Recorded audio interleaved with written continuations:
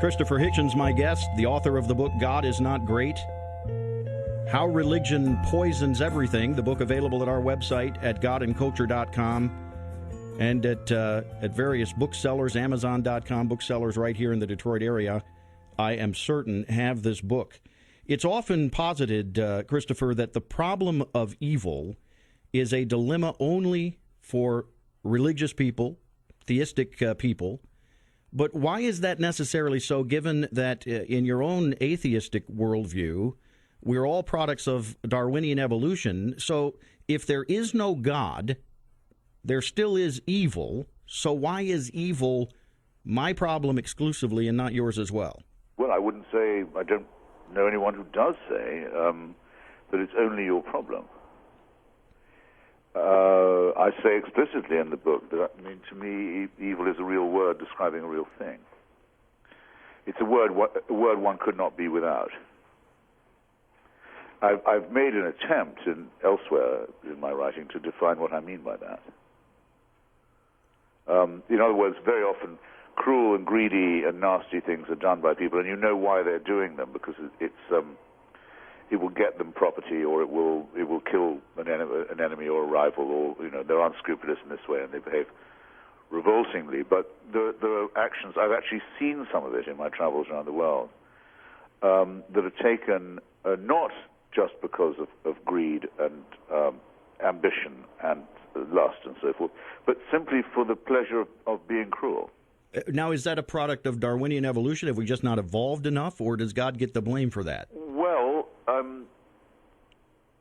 in Darwinian evolution, just take it to our nearest primates, our nearest cousins, the chimpanzees. We're half a chromosome away only from them. They don't really make war in the way we do. They don't have torture chambers or extermination camps or anything of this kind. And they can be very nasty, but they don't have the imagination, in a sense, for evil. To relish evil, to take pleasure in it, which is what I think is the thing that's horrifying, is something only humans can do. And very often they do it because they think, or they say they think, and it can't be proved that they're wrong, that God is telling them to do it. But obviously, Mr. Hitchens, if there is no God, God is not telling them to do it, and yet they're doing it. And so from your worldview... But the fact that there's no God doesn't, which I'm sure there isn't, doesn't stop people from saying that there is, and he's giving them orders, and also that I have to obey them because these people have God on their side. You must be familiar with the phenomenon. Well, certainly. So what I'm saying, though, is I'm playing devil's advocate, taking your position and saying there is no God. Christopher Hitchens is absolutely right. There is no God, and yet there is still evil in the world. Even though a man may say, God told me to do this, he's a lunatic because there is no God. There must be something other than God to blame for this behavior. Well, yeah, we have 3 pounds worth of cranial matter. It's quite well organized, but not very. The prefrontal lobe could be a bit bigger. Our adrenaline glands are much too big for our needs now. They were when it was fight or flight on the savannah, maybe the adrenaline gland was the right size. It's not now. There are all kinds of obvious deformities that we suffer from because of the long time it took us to become Homo erectus. And we have an imagination that has a lot of nasty kinks in it. We can only too easily picture how we could make life unpleasant for someone else.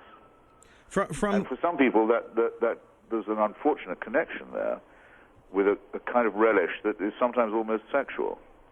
And so the problem really is for those who say that we're made in the image of God, because what that God must be, if we're in his image, is extremely problematic for those who think that he's glorious. We are in the image of God, but it's flawed, and certainly we could get into all of the theistic arguments from Genesis 3 and the fall of man, but that's... Bring them on.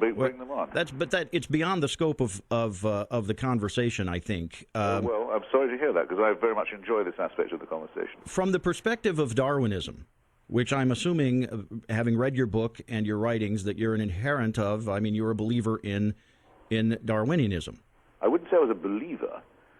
No, I accept the overwhelming evidence that we are not created or designed, but have, in a painstaking way, evolved by means of natural selection and random mutation, as have all other species. That being true, Let me just give you that and say if that... There is no intellectually serious opposition to that proposition now. Then in what sense can it be said that mass murder is senseless if we're all a product of natural selection? For instance, when the Vietnamese immigrant goes into the immigration center in Binghamton, New York, kills 13 people, from a Darwinian, and I mean this sincerely, Christopher, I'm asking you, I really want to know how you think on this, because from a Darwinian perspective, isn't the murderer really doing them all a favor, since life is meaningless and headed to nothingness anyway? Isn't he just kind of giving them an advance ticket onto their nothingness? You could say, if you were very cynical, that such was the case. But